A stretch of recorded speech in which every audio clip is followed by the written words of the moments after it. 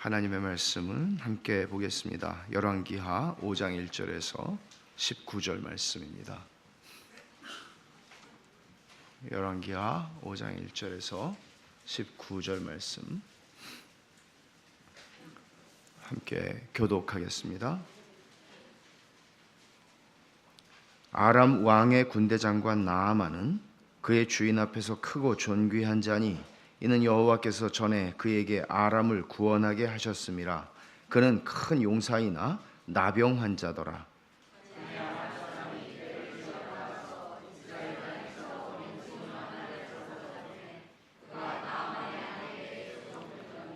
그의 여주인에게 이르되 우리 주인이 사마리아에 계신 선지자 앞에 계셨으면 좋겠나이다. 그가 그 나병을 고치리이다 하는지라.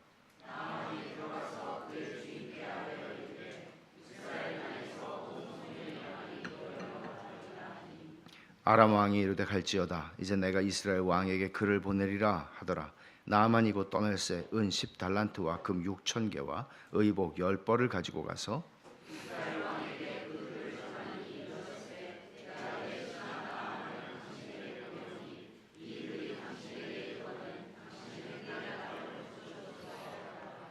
이스라엘 왕이 그 글을 읽고 자기 옷을 찢으며 이르되 내가 사람을 죽이고 살리는 하나님이냐? 그가 어찌하여 사람을 내게로 보내 그의 나병을 고치라 하느냐? 너희는 깊이 생각하고 저 왕이 틈을 타서 나와 더불어 시비하려 함인 줄 알라 하니라.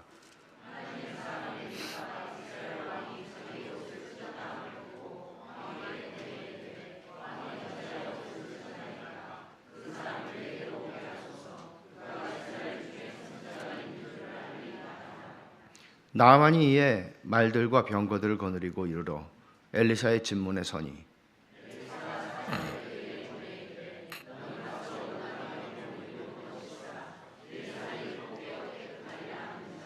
나아만이 노하여 물러가며 이르되 내 생각에는 그가 내게로 나와 서서 그의 하나님 여호와의 이름을 부르고 그의 손을 그 부위 위에 흔들어 나병을 고칠까 하였도다.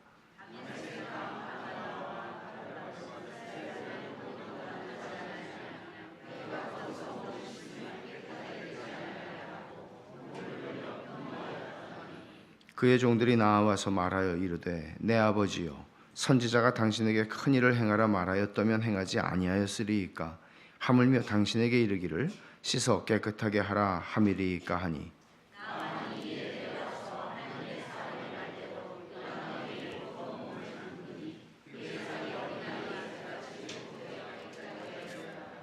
나아만이 모든 군대와 함께 하나님의 사람에게로 돌아와서 그의 앞에 서서 이르되 내가 이제 이스라엘 외에는 온 천하에 신이 없는 줄을 아나이다.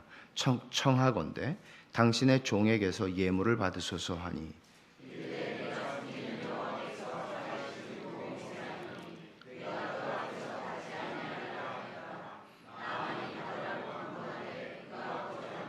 나아만이 이르되 그러면 청하건대 노새 2마리의 실을 흙을 당신의 종에게 주소서.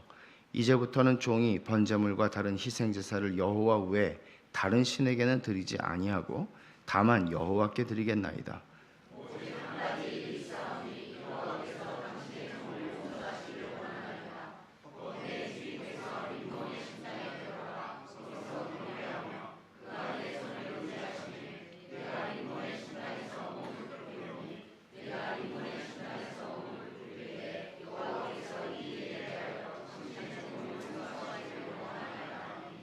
엘리사가 이르되 너는 평안히 가라 하니라. 그가 엘리사를 떠나 조금 가니라. 아멘. 신앙생활을 하면서 익숙해지는 것은 그다지 건강한 것은 아닙니다. 근데 익숙해지는 것은 피할래야 피할 수 없는 무엇이든지 세월이 지나면 다 익숙해지게 되어 있습니다. 눈물을 흘리고 콧물을 흘리고 은혜를 받고 예수를 믿고 한 10년이 지나면 바리새인이 된다. 그런 말이 있습니다. 더 이상 은혜가 새로울 것이 없고 내가 괜찮은 사람이고 내가 의로운 사람이고 이만하면은 나는 예수를 잘 믿는 것 같다. 그렇게 생각하고 점점 익숙해지는 것입니다. 신앙생활에서 익숙해지면 잃어버리는 게 있는데 은혜입니다. 은혜를 잃어버립니다. 너무나 당연하고 너무나 자연스럽고 은혜를 받지 못합니다. 은혜를 받지 못하면 사람은 굳어지게 되고 망가지게 됩니다. 그래서 신앙생활을 하면서 우리가 익숙해지는 것을 어떻게 피하는가 하는 건 굉장히 중요한 문제입니다. 오늘 우리가 이 나아만 장군의 이야기를 본문에서 읽었는데 이 말씀은 뭐 그렇게 생소한 이야기는 아닐 거라고 생각을 합니다. 오늘 이 말씀을 통해서 우리가 다시 한번 복음의 은혜를 좀 누릴 수 있었으면 좋겠는데, 제가 먼저 질문을 드릴게요. 오늘 제목이 교만을 무너뜨리는 복음이에요. 그러면 제가 좀 무식한 질문을 하나 드리겠습니다. 여러분은 교만하세요? 교만하지 않으세요? 이런 질문은 대놓고는 못해요. 제정신으로는. 그 사람하고 다시 안 만날 생각하지 않고서는 못 던지는 질문이죠. 여러분은 교만하세요? 뭐 나름대로 제가 이렇게 보면 그럴 것 같긴 해요. 근데 자기가 그렇게 생각하느냐는 거죠. 내가 교만한가? 우리가 스스로 교만한 것을 알 수 있다면 그거는 은혜죠. 인간은 다 교만해요. 그러니까 교만할 만한 조건을 갖췄기 때문에 교만한 게 아니라 교만할 만한 조건이 없는데도 교만해요. 그게 인간이에요. 거기다가 교만할 만한 조건이 갖추어졌으니 얼마나 더 좋아요? 그러니까 사람이라고 하는 존재는, 우리의 죄성이라고 하는 것은 결국은 이 교만의 문제와 씨름해야 되고, 스펄전도 그런 얘기를 했죠.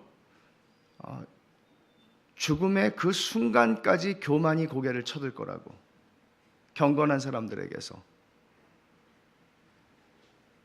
그 교만을 죽이는 약은 복음밖에는 없습니다. 복음 앞에 우리가 서는 것밖에는 우리의 교만을 죽이는 것이 없고, 그 교만이 죽지 않는다면 우리는 은혜를 누리지 못합니다. 삶이 딱딱해지는 거죠. 오늘 본문이 두 사람을 소개합니다.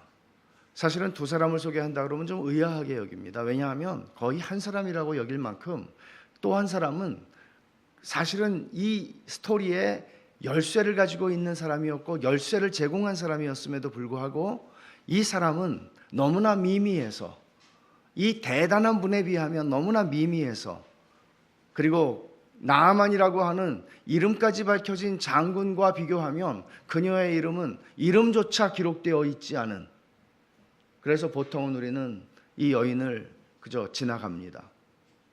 나아만 장군과 이스라엘에서 붙잡혀온 이 집의 여주인의 종이었던 한 어린 소녀입니다. 나아만 장군에 대한 이야기를 먼저 소개를 하는데 어떻게 소개를 하는지 보세요. 1절에 아람 왕의 군대 장관 나아만은 군대 장관입니다. 총사령관입니다.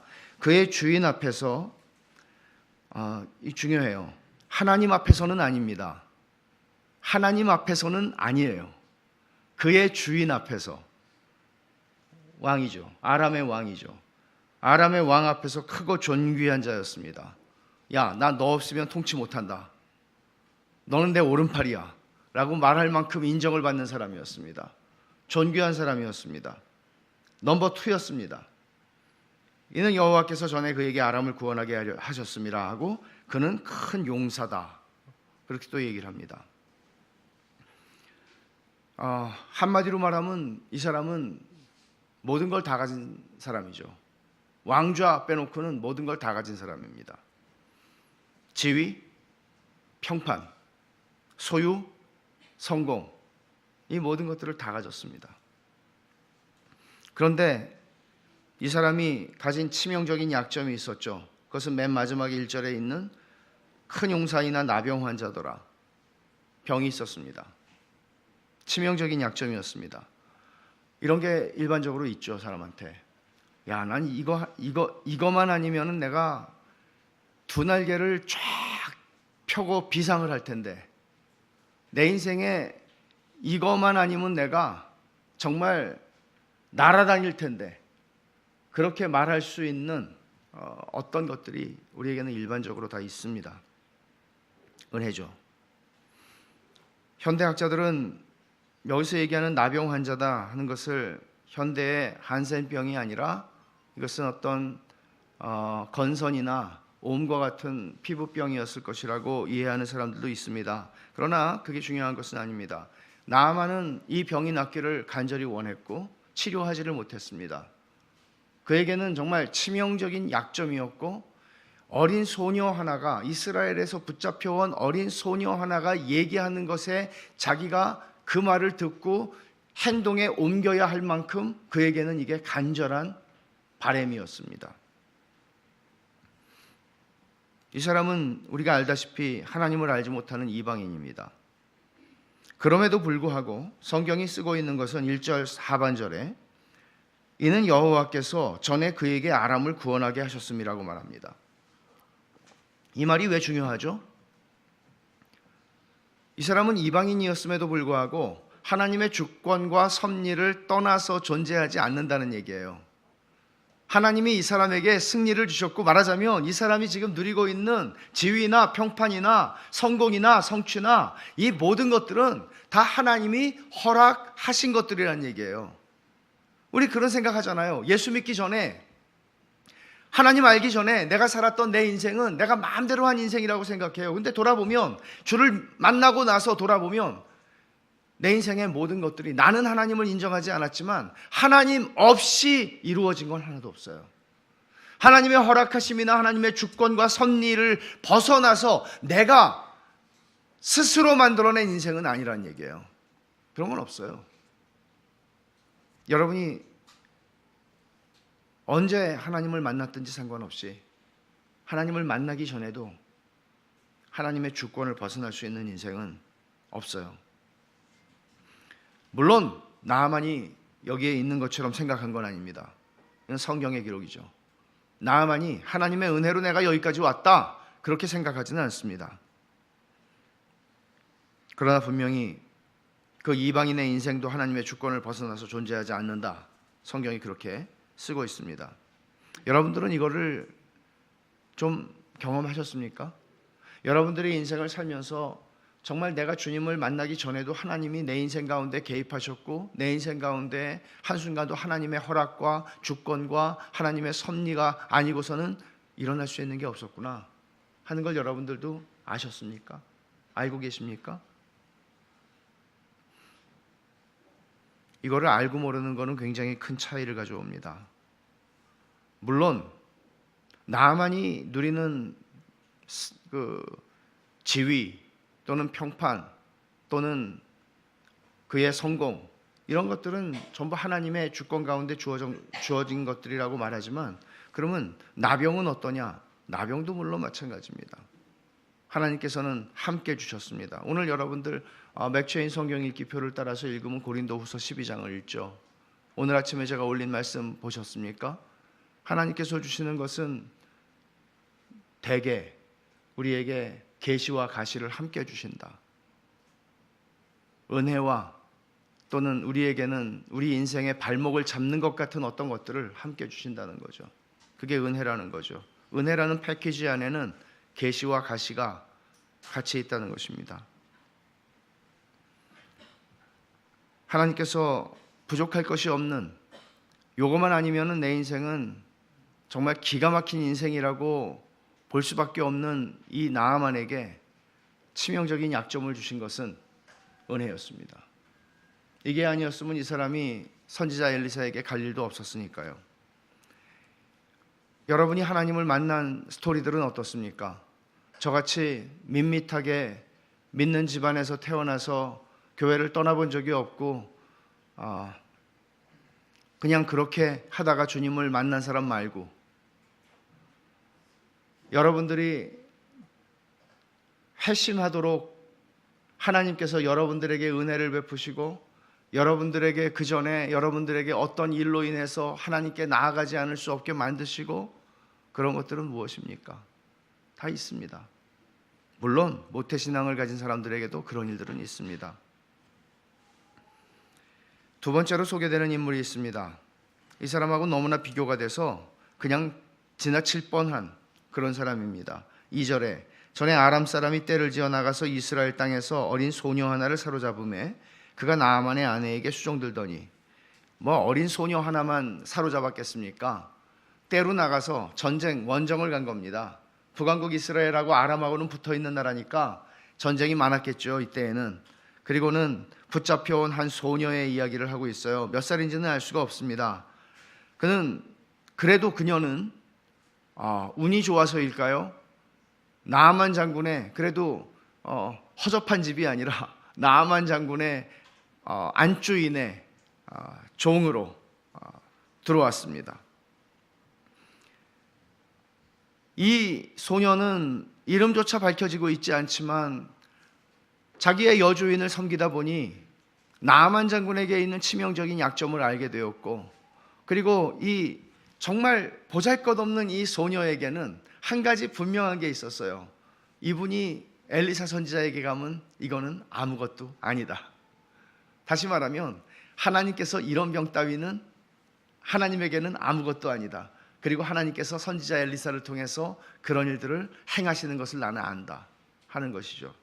그런 확신 하나는 분명히 있었습니다. 참 보면 놀랍죠. 하나님이 그리는 큰 그림을 한번 보세요. 하나님이 나아만에게 지금 찾아오고 계시는 얘기를 하는 거죠. 근데 나아만에게 찾아오시는데 그냥 찾아오시면 되는데 사람들을 통해서 찾아오세요. 근데 하나님의 주권과 섭리는 나아만같이 대단한 사람에게만 임한 것이 아니라 이스라엘 땅에 사는 보잘것없는 한 어린 소녀의 인생에도 하나님의 주권과 섭리가 작동하고 있다는 거죠. 이 여자아이는 전쟁이 나서 붙잡혀 왔습니다.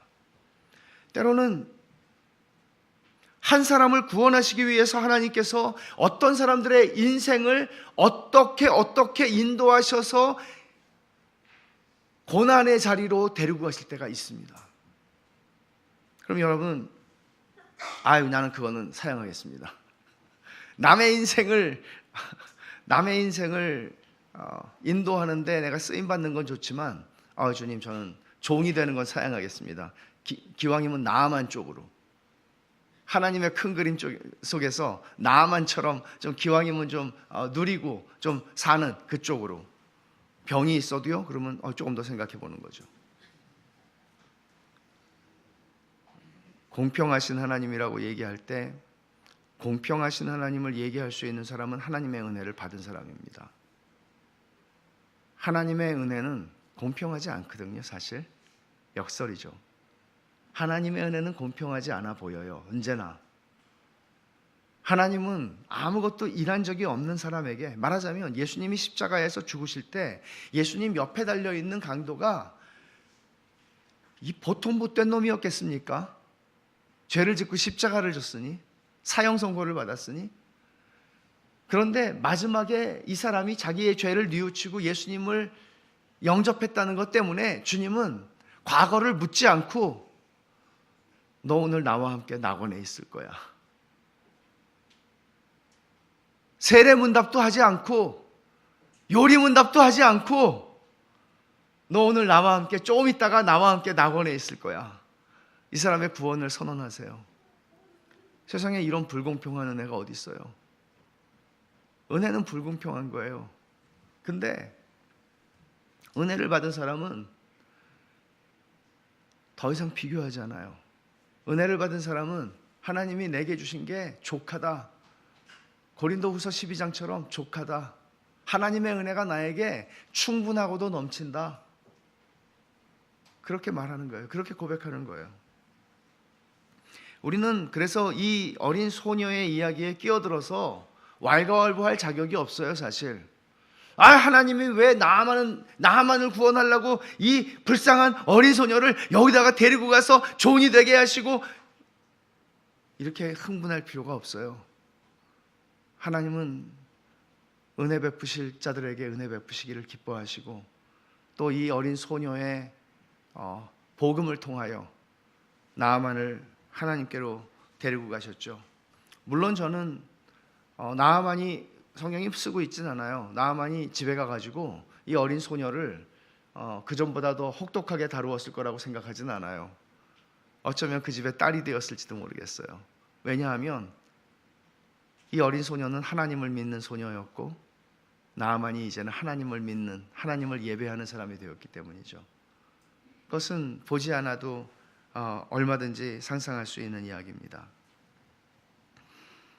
이 어린 소녀는 여주인에게 말합니다. 3절에 보면 그의 여주인에게 이르되 우리 주인이 사마리아에 계신 선지자 앞에 계셨으면 좋겠나이다. 그가 그 나병을 고치리이다.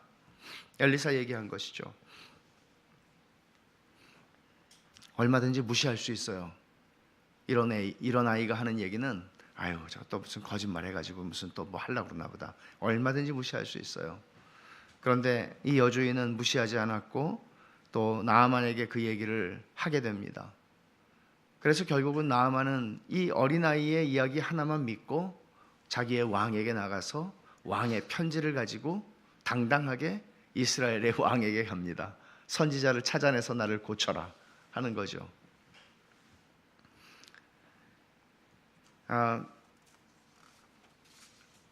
하나님께서 우리를 하나님의 은혜의 자리로 데리고 가시기 위해서 우리를 낮추세요. 낮추는 일이 없이 하나님의 은혜의 자리로 가는 사람은 하나도 없어요.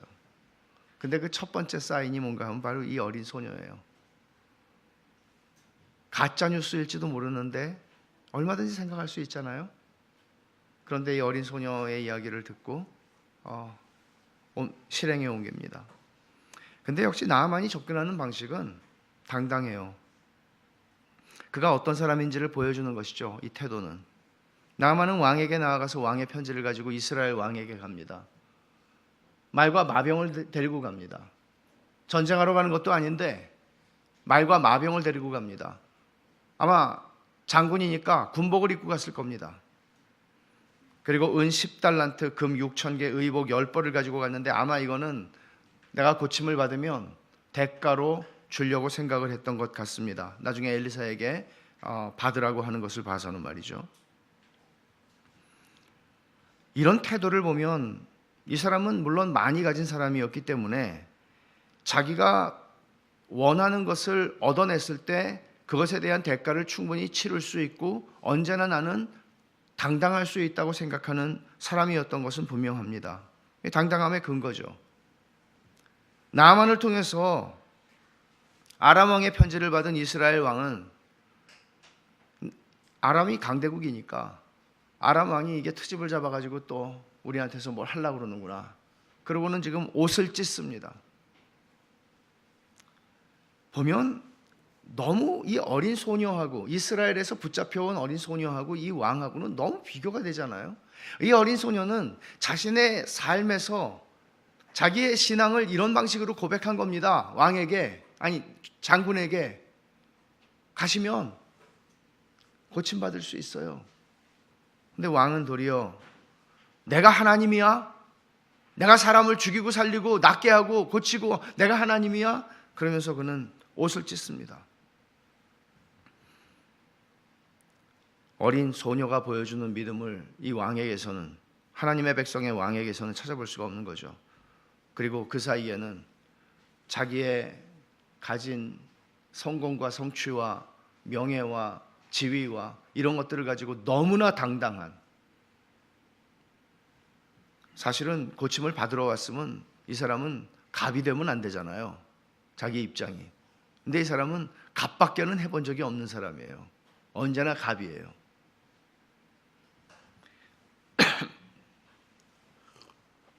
나아만은 선지자가 왕에게 옷을 찢는다는 소식을 듣고 선지자가 내게로 보내소서라고 하는 말을 전해주자 이제 선지자 엘리사의 집으로 갑니다.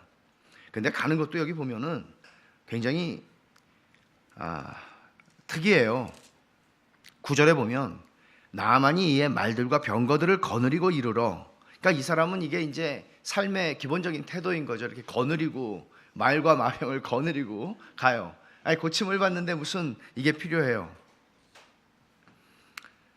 거만해요. 엘리사가 근데 이 사람을 다루는 방식이 굉장히 특이합니다. 무례함 그 자체라고 볼 수 있어요. 10절에 엘리사가 사자를 그에게 보내 이르되 너는 가서 요단강에 몸을 7번 씻으라. 내 살이 회복되어 깨끗하리라 하는지라. 나아만이 말과 병거들을 데리고 엘리사의 집 문에 섰어요. 엘리사가 선지자인데 집이 뭐 얼마나 컸겠어요. 그냥 나오면 되지. 누구세요? 그러고 나오면 되지. 근데 사자를 심부름꾼을 보내서 요단강에 7번 몸을 씻으면 깨끗해질 거라고 전하라고 그래서 그 하인이 가서 전합니다. 여러분 같으면 기분이 좋진 않죠. 당연하죠. 그래서 집으로 돌아가겠죠. 이 사람도 집으로 돌아가겠다고 결심했어요. 10절에 보면 11절에 나아만이 노하여 분노했습니다. 분노하며 물러가며 말합니다. 근데 이 말이 나아만의 생각을 굉장히 잘 대변해주고 있는데 내 생각에는 그가 내게로 나와 서서 일단 안 나온 게 기분이 나쁘다는 거죠. 그 다음에 그의 하나님 여호와의 이름을 부르고 그의 손을 그 부위 위에 흔들어, 그러니까 내가 이 병이 있으니까 내 피부에다가 막 손을 흔들면서 나병을 고칠까 하였도다. 나는 이럴 거를 생각하고 왔다는 거죠. 그런데 그리고 또 다메섹강 아바나와 바르발은 이스라엘 모든 강물보다 낫지 아니하냐. 내가 어디 여기 허접한 조그만 나라에 와서 요단강에 몸을 담가 백두산 천지에 몸을 담그지, 이런 얘기를 하는 거예요. 그러니까 뭐 상대도 안 되는 이런 허접한 개천에서 내가 몸을 씻으라고, 이런 얘기를 하는 거죠. 몸을 돌려 분노하여 떠나니, 2번이나 분노해서 떠난다는 말을 쓰고 있어요. 근데 이 사람의 종들이 훌륭했던 것 같아요. 종들이 말합니다.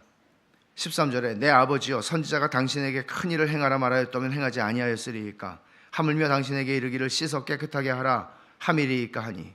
아니, 대단한 걸 요청한 것도 아니고 7번 들락날락 하면서 씻으라는데 이걸 못하겠습니까? 490번 하라고 그랬으면 좀 그런데, 3000배를 하라고 그랬으면 좀 그런데 7번 씻으라고 그랬는데 이거 뭐 대단한 거라고 안 하고 가십니까? 얘기해요. 결국 나아만은 종들의 말을 듣고 내려가서 7번 몸을 담그고 그 살이 어린아이의 살처럼 깨끗해졌다, 회복됐다는 이야기를 성경은 전합니다. 여기서 이야기가 끝나지 않아요. 15절에 보면 나아만이 모든 군대와 함께 하나님의 사람에게로 돌아와서, 이번에도 군대와 함께 왔어요. 근데 그 전의 사람은 아니에요. 그의 앞에 서서 이르되 내가 이제 이스라엘 외에는 온천하에 신이 없는 줄을 아나이다. 청하건대 당신의 종에게서 예물을 받으소서.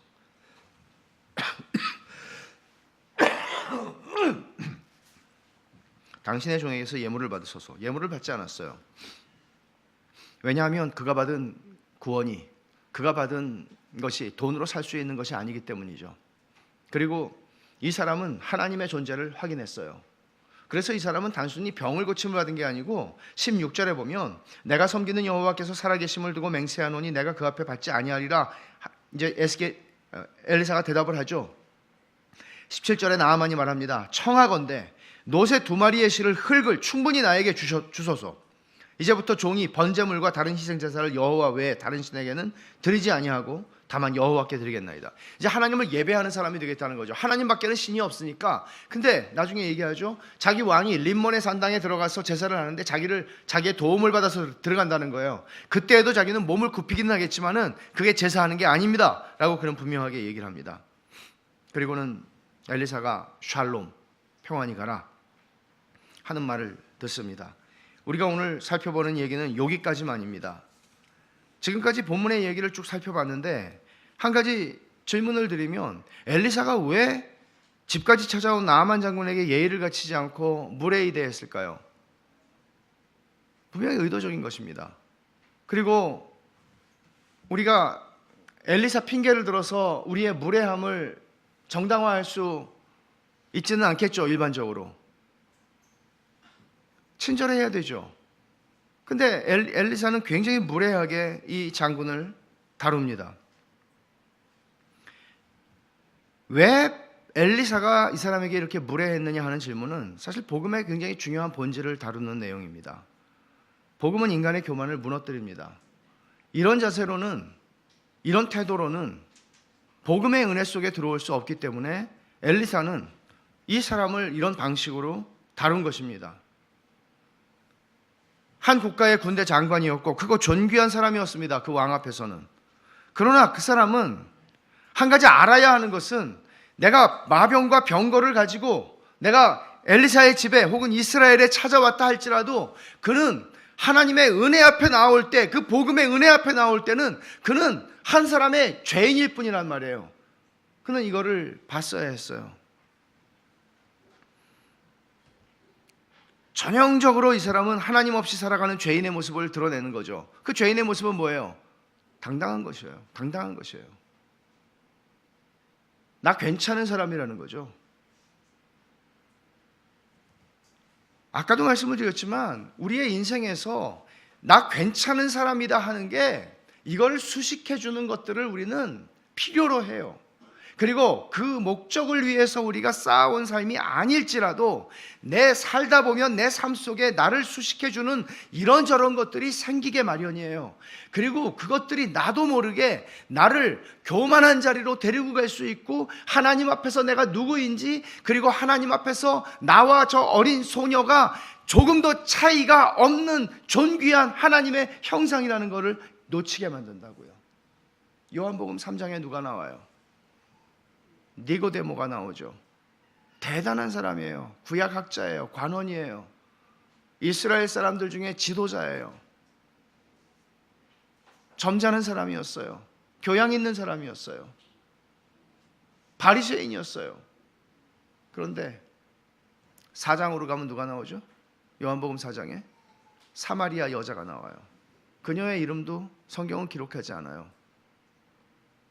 왜 성령님께서는 사도 요한을 통해서 요한복음 3장에서 니고데모가 주님께 나와왔을 때 주님은 네가 거듭나지 아니하면 하나님 나라를 볼 수 없느니라 라고 말씀하셨는데, 똑같이 사마리아 여인에게도 찾아가셔서, 이 여자는 찾아올 사람이 아니니까 주님이 찾아가셔서 이 여인에게 구원의 복음을 생수를 통해서 설명하시는 거죠. 이 사람이나 똑같다는 얘기를 하는 거예요. 니고데모나 사마리아 여인이나 똑같아요. 니고데모는 그 사실을 알았어야 했어요. 오늘 이 나아만 장군도 그거를 알아야 하는 것이죠. 하나님의 복음의 은혜 가운데 들어온 사람들은 이걸 본 사람들이에요. 이걸 경험한 사람들이에요. 이걸 안 사람들이에요. 그래서 더 이상 그 전에 나를 수식해 주던 어떤 것들에 의해서 내가 설명되지 않고 이제는 예수 그리스도와 복음으로만 설명되는 인생을 살아가기 시작하는 거예요. 그리스도와 복음으로만. 그것들이 아무것도 아니라는 걸 알아요. 이 사람 나아만은 처음부터 당당해요. 당당할 만한 사람이죠.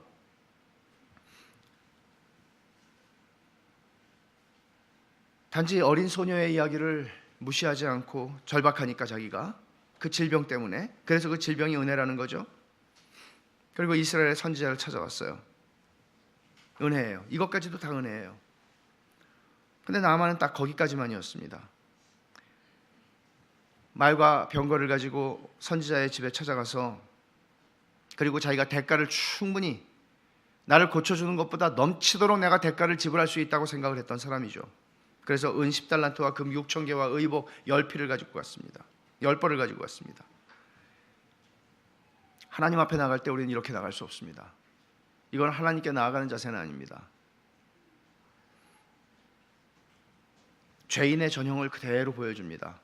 나아만은 이런 교만이 꺾여지지 않은 채 복음을 받을 수 없고 은혜를 받을 수 없습니다. 하나님께서는 죄인을 구원하시기를 기뻐하실 때 먼저 그 사람의 교만한 심령을 깨뜨리십니다. 그 일이 일어나는 법이죠. 언제나. 엘리사 선지자는 그것 때문에 나아만 장군에게 무례하게 행동을 했습니다. 한 영혼을 사랑하는 데에는 그 사람이 느끼는 친절이 다는 아닙니다. 한 사람의 영혼을 사랑하고 그 사람의 영혼을 섬길 때 친절함만이 다는 아닙니다. 어쩌면 나아만은 이렇게 행동하는 엘리사를 보면서 자기 생각과 주관과 당당함으로 하나님께 나아올 수 없다는 것을 배워야 했습니다. 물론 이 사람은 위기를 겪었죠. 더러워서 안 고쳐! 이렇게 한 거거든요. 자존심이에요, 이것도. 선지자는 이거를 다루고 있는 것이죠. 복음을 믿음으로 받아들이기 위해서 사람은 패자가 돼야 돼요. 패자, 루저. 패자는 어떤 사람이에요? 패자는 사회적으로 사람들이 다 이 사람 패자구나 라고 인정하는 그런 차원의 패자가 아니에요. 하나님 앞에서 패자가 돼야 돼요. 하나님 앞에서 내가 아무것도 아니라는 사실을 알아야 돼요. 그게 패자예요.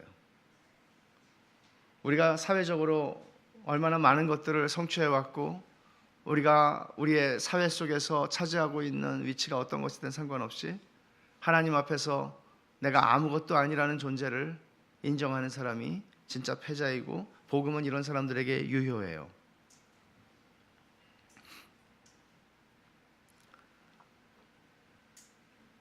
이런 복음을 성경은 얘기하는 거죠. 자신에 대해서 절망할 줄 아는 사람에게, 자신에 대해서 절망하는 사람에게 복음은 유효하게 주어지는 거예요. 나아만은 나병을 앓고 있었지만 절망할 정도는 아니었습니다. 왜냐하면 그에게는 인생에 기댈 만한 게 너무나 많았거든요. 괜찮았거든요. 성취와 성공과 명성과 영예와 직업과 신분과 이 모든 것들이 그의 나병에도 불구하고 그를 거만하게 만든 겁니다. 하나님은 그런 것들을 카운트하지 않으십니다. 하나도. 이 사람이 그의 왕 앞에서 존귀한 사람이었든지 아니었든지 하나님 앞에서는 그거는 아무 상관도 없습니다. 역사 앞에서 우리가 얼마나 존귀한 인생을 살든지 상관없이 하나님 앞에서는 그거 아무것도 아닙니다. 내가 누군데? 라는 생각을 가지고 우리는 하나님 앞에 나올 수 없습니다. 내가 어떤 사람인데? 이런 생각을 다 접어야 합니다.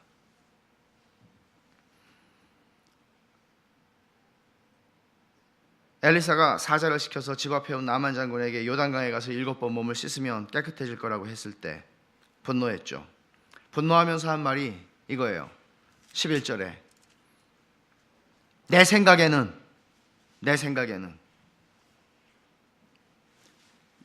이게 오늘 본문 전체에서 제일 중요한 얘기예요. 내 생각에는.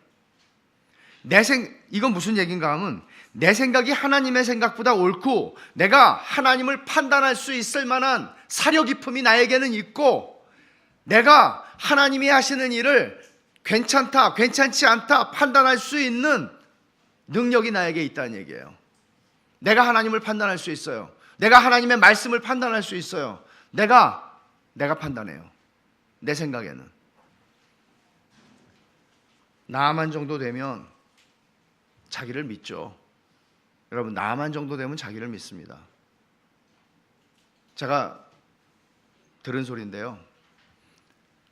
웬만한 좀 작은데, 아주 작은데 말고 웬만큼 좀 큰 기업의 CEO들은 안 듣는데요. 참모들이 무지하게 똑똑한 사람들인데 다 분석해가지고 자료를 가지고 얘기하는데 다 듣고 자기 직관을 따른대요. 그렇게 해가지고 여기까지 왔으니까. 자기를 믿는 거죠. 나만 정도 되면 자기를 믿을 만도 하죠. 내 생각에는. 근데 여러분, 나만 같이 돼야 자기를 믿는 게 아니라 사람이 굉장히 자기 자신에 대한 신뢰를 가지고 산다는 사실이죠. 내 생각에는. 이게 예수 그리스도를 만나기 전에 우리가 가지고 있는 일반적인 생각이에요. 내 생각에는. 내가 다 판단해요. 내가 다 알아요. 내가 다 할 수 있어요. 이 내 생각에는 이라는 말은 하나님이 일하신다고 할지라도 하나님이 내가 생각하는 합리와 내 논리에 적합하게 일하셔야 된다는 생각이에요. 내 기대에 맞게 일하셔야 된다는 거예요. 왜냐하면 내 생각이 기준이니까. 첫 번째로 내 생각에는 해서 표현하는 게 그가 내게로 와서라고 말하는 거예요. 내가 누군데? 엘리사 어디 허접한 선지자가 말이야. 조그만 나라의 선지자가 나와가지고 어이구 장군님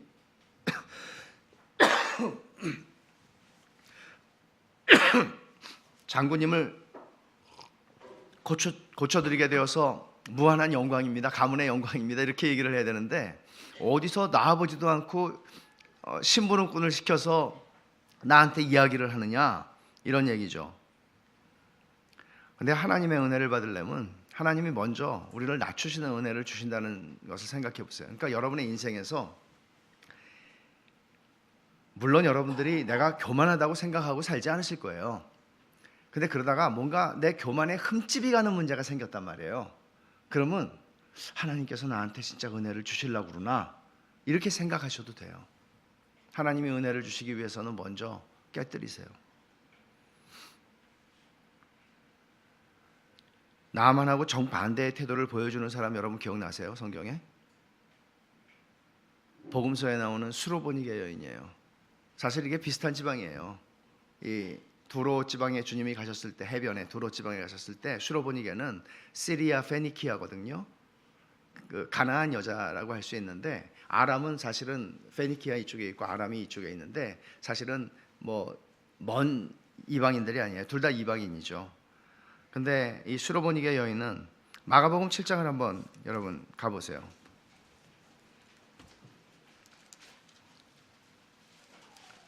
여러분이 잘 아시는 말씀인데, 예수님이 자기 동네에 왔다는 소식을 듣고 이 헬라인이었고 수로보니게 여인이 예수님께 와요. 자기의 더러운 귀신 들린 딸을 고쳐달라고. 그래서 예수님이 식사하시는 자리에 와가지고 간청합니다. 근데 이게 웬일입니까? 주님께서 매몰차게 이 여자를 대하시는 거죠. 27절에 보면, 마가복음 7장 27절에 예수께서 이르시되 자녀로 먼저 배불리 먹게 할지니 자녀의 떡을 취하여 개들에게 던짐이 마땅치 아니하니라. 야, 이거는 제자들도 깜짝 놀랄 만한 말이에요. 유대인들이 이방인들을 이런 방식으로 생각은 했지만 주님의 입에서 이런 험한 말이 나올 거라고는 생각을 못했을 텐데, 주님이 이 불쌍한 여자를 앞에 두고, 야, 자녀들, 우리 지금 자녀들하고 내가 먹고 있는데 먹는 거를 지금 개한테 주니 마땅치 않아. 그렇게 얘기를 하는 거예요. 너는 개야. 그런 얘기를 주님이 하시는 거예요. 근데 이 여인이 나만처럼 분노하지 않아요. 나만처럼 분노하지 않아요. 근데 저는 이것이 단순히 이 여인의 배경에 대해서 우리는 듣지 못해요. 성경에서 이 여인이 나만 같이 잘 나가는 어떤 사회적으로 성공한 명망 있는 사람의 부인이었는지 우리는 몰라요. 아니면 아주 가난하고 배우지 못했으며 아무것도 가진 것이 없는 그런 사람이었는지 우리는 알지 못해요. 그러나 죄인에게 있는 이 교만함이라고 하는 것은, 이런 이야기를 듣고 감당할 수 있는 이 죄인의 천성은 없어요. 더러워서 안 고쳐. 그리고 그 밥상에다가 침을 뱉고 나갔을 가능성도 있는데, 이 여인은 뭐라고 얘기를 합니까? 28절에 주여 올소이다마는 상아래 개들도 아이들이 먹던 부스라기를 먹나이다. 이게 패자로서 하나님께 나아오는 태도입니다. 여러분은 이게 너무나 비굴하고 너무나 이상하게 들리십니까? 주님께서 여인의 말을 들으시고 바로 말씀하시죠. 29절에 이 말을 하였으니 돌아가라. 귀신이 내 딸에게서 나갔느니라. 주님은 조금 더 뜸을 들이지 않고 이 여인의 믿음을 칭찬하시는 것입니다. 은혜를 입는 것은 우리의 교만을 꺾는 것입니다. 그래서 복음은 언제나 우리의 교만을 꺾고 은혜로 우리를 덮습니다. 내 교만함을 그대로 안고 하나님의 집에 들어올 수가 없습니다.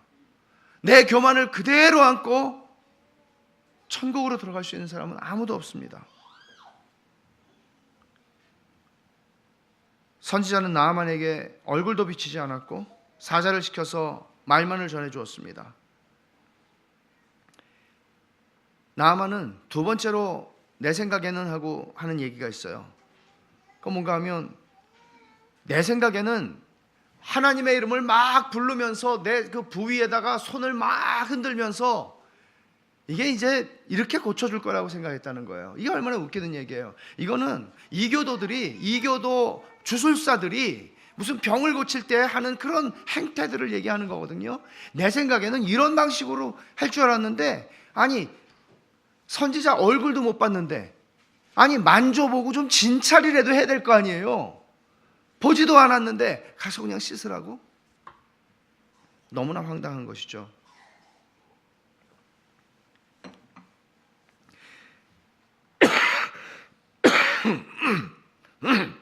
그것도 여기 초라한 강물에 몸을 담그라고? 우리 동네에 있는 그 다메섹강, 그 거대한 다메섹강 놔두고 내가 여기 와서 개천에 몸을 담그라고?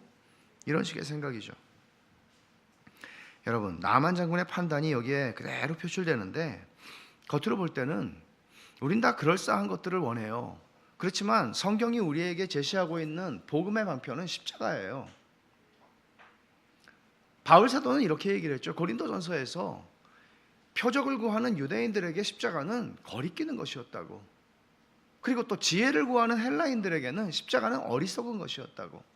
말하자면 어떤 한 종족이나 어떤 한 부류의 인간들에게도 이 십자가의 복음은 먹힐 수 없다는 얘기를 하는 거예요. 오직 누구에게만 먹힐 수 있어요? 패자들에게만 먹힐 수 있는 거예요. 내가 아무것도 아니라는 것을 아는 사람들, 내 생각과 내 판단이 분명하게 서 있어서 이 기준으로 내가 복음을 판단할 수 있고 하나님을 판단할 수 있고 교회를 판단할 수 있고 성경을 판단할 수 있다고 생각하는 사람이 아니라 하나님 앞에 내 생각을 굴복시키는 사람들이요.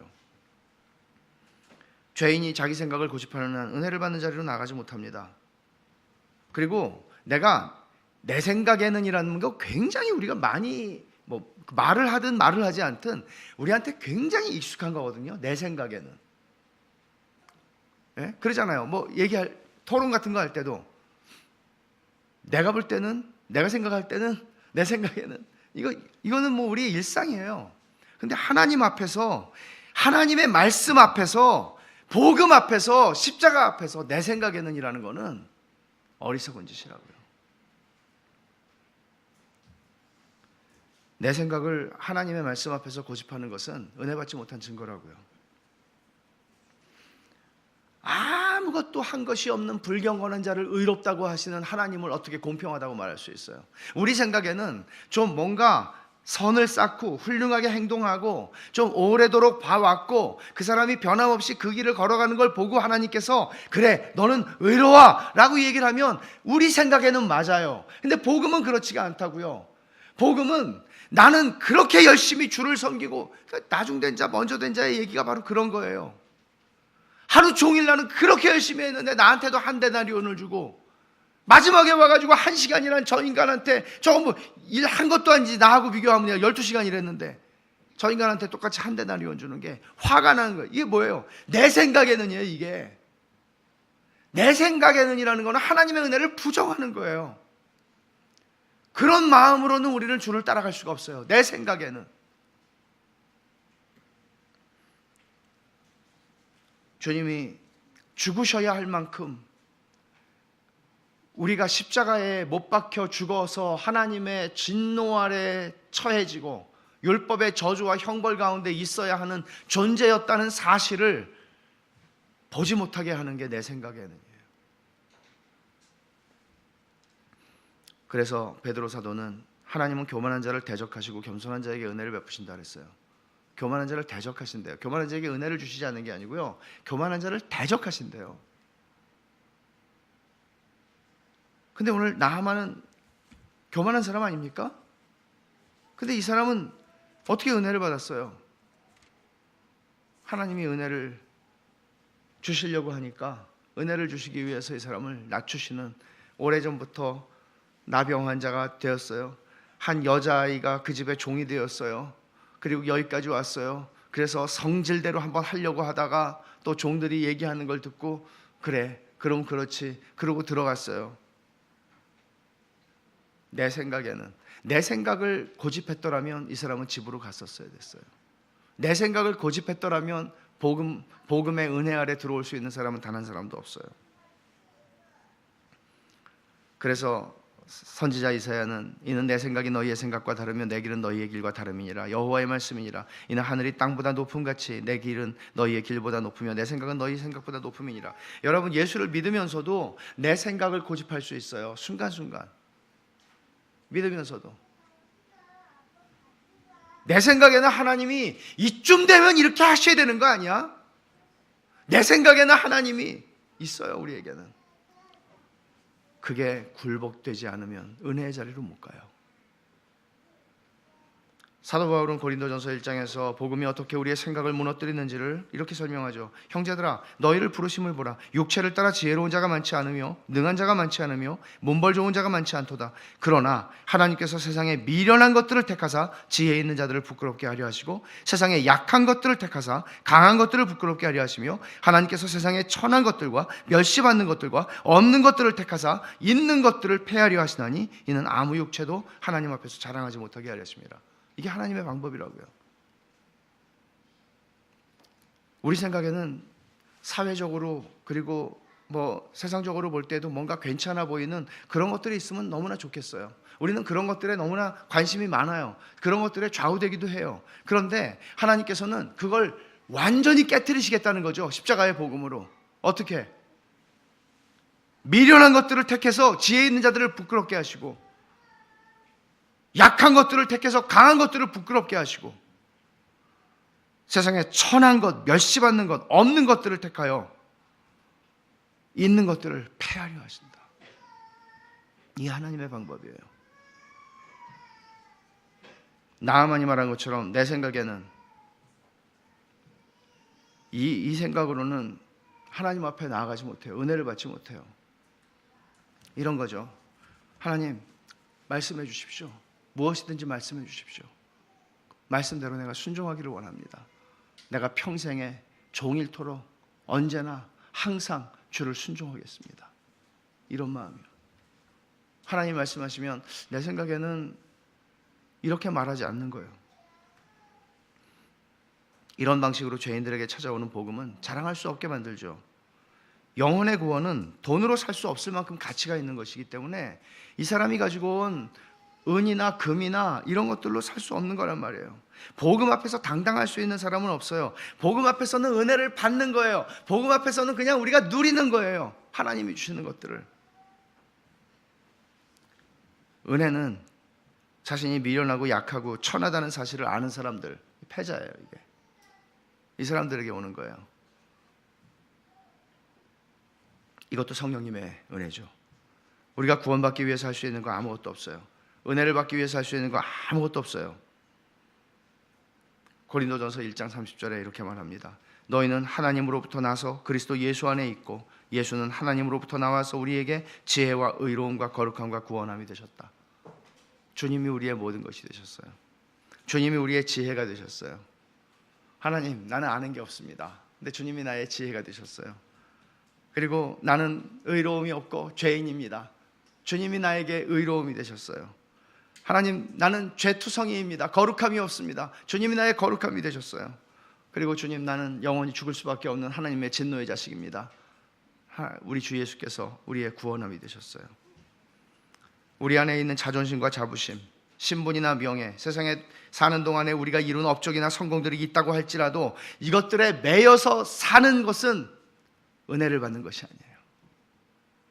이 세상에서 새로운 공동체, 이런 세상의 사회적인 이 모든 우리를 갈라내고 우리를 구분하고 우리를 분류시키는 세상의 모든 기준들을 다 무색하게 만드는, 그리고 부자와 가난한 자가, 사회적으로 배운 자와 못 배운 자와, 사회적으로 도무지 함께 한 자리에 있을 수 없는 자들이 그리스도 예수 안에서, 복음 안에서 형제가 되는 게 교회예요. 그리고 우리는 주를 따라가며 은혜를 받는 자리에 서지 않는 한 우리는 순간순간 우리의 자랑거리들을 주워 담기 시작할 거예요. 그렇기 때문에 여러분, 은혜를 받고 살아야 돼요. 은혜를 받고 살면서 우리는 매일 우리 안에 있는 이 껍데기와 같은 자랑거리들을 버리는 법을 배워야 돼요. 그러면서 주께서는 주의 영광스러운 몸인 교회를 세워가시는 것입니다. 이런 은혜를 하나님께서 우리 모두에게 풍성히 누리게 하시기를 구합니다. 기도하겠습니다. 하나님 아버지, 감사합니다. 내 생각이 너무나 살아있는 나아만과 같은 저희들입니다. 하나님 아버지, 불쌍히 여겨주셔서 늘 은혜를 받게 하시고 은혜를 받는 자리에 서게 하셔서 내 생각을 죽이고 하나님의 생각으로 충만해지고 하나님의 지혜와 하나님께서 우리 주 예수 그리스도께서 우리에게 지혜와 의로움과 거룩함과 구속함이 되셨다 말씀하신 것과 같이 하나님 아버지 오직 그리스도만을 자랑할 수 있는, 복음만을 자랑할 수 있는 그런 은혜를 저희에게 허락하여 주시옵소서. 이 세상에서는 우리를 갈라놓는 많은 것들이 있을지라도 하나님의 교회 안에서 우리가 한 형제요 한 가족으로 부름받았다는 것이 얼마나 놀라운 은혜인지를 경험하는, 이 세상이 도저히 알 수도 없고 경험할 수도 없는 하나님의 나라를, 교회를 통하여 세워 주시옵소서. 예수님의 이름으로 기도하옵나이다. 아멘.